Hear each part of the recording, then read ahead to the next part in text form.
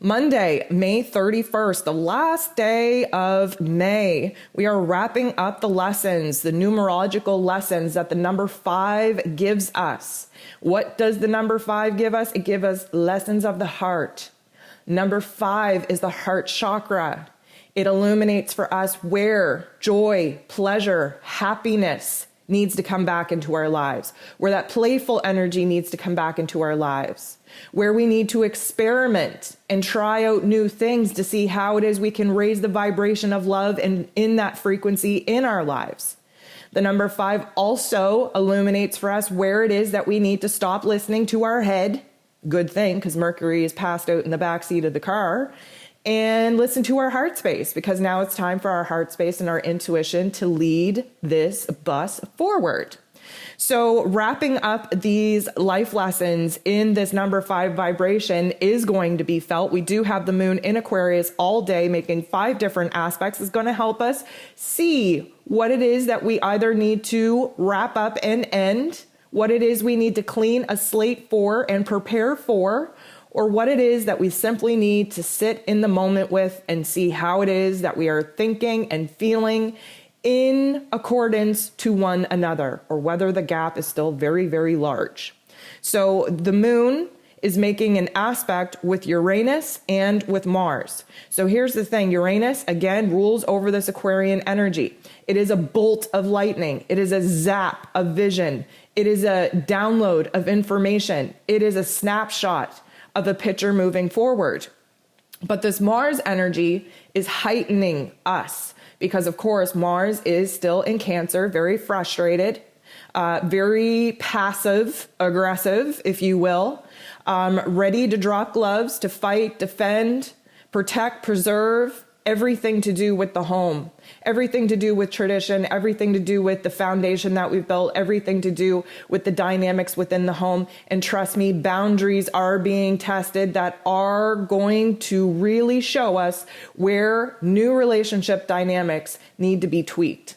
Some of us are letting go of people altogether. Some of us are creating distance. Some of us are strengthening that connection. Regardless, relationship and the energy exchange in them are being fine-tuned at this particular point. And so we might get fired up and frustrated. We might actually be excited and semi-manic. Now that could be expressed in different ways depending on how it is that your vibration currently stands, and of course what triggers are activating your emotions and your mental plane.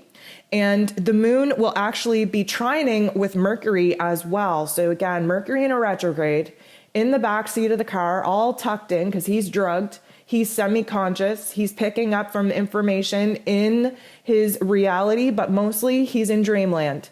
He is, having all kinds of dreams, memories pop up for reprocessing. The moon in Aquarius wants us to see the bigger picture.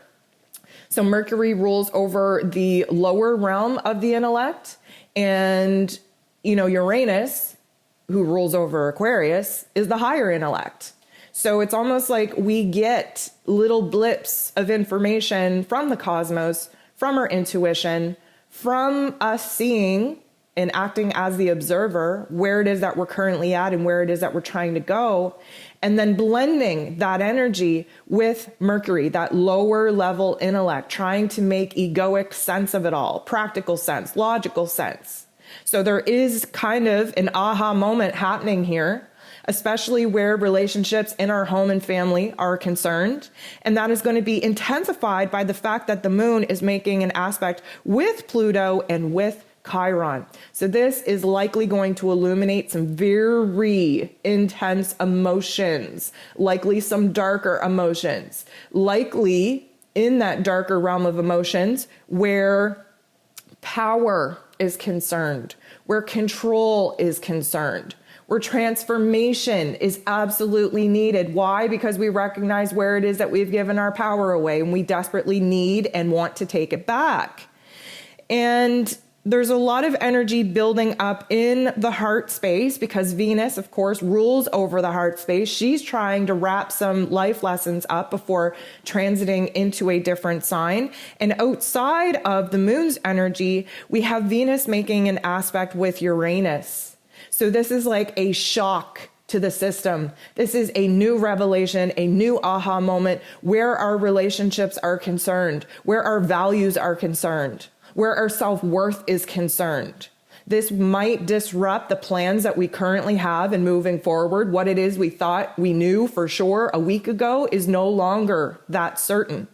And Venus making this aspect with Uranus is a very disruptive energy, whether it leads to, a breakdown before a breakthrough, or whether it just catapults us to rise high and see all of the inner workings of what's going on in our lives from a different perspective. Either way, we are getting a jolt of energy that is going to change the game. It is going to change our perspective. It is going to change the way that we've been thinking, especially about our intimate relationships.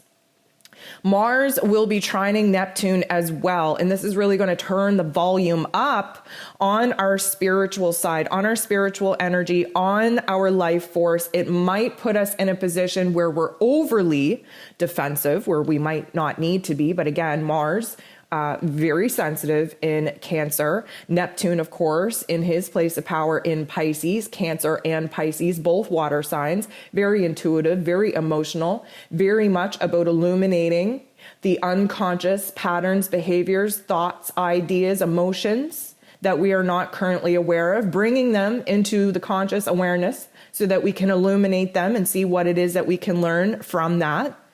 And with this particular aspect, it is going to fire us up emotionally to see where it is that we need to step away from the outside chatter of our realities and where it is we need to move inward and really attach to our own inner knowledge, our own connection with the divine, our own intuition, to see what it is that we are feeling, what it is that we are contemplating, the choice points that we're being presented with, the endings that are absolutely happening, the attachments that we are holding so desperately onto that really need to dissolve at this point.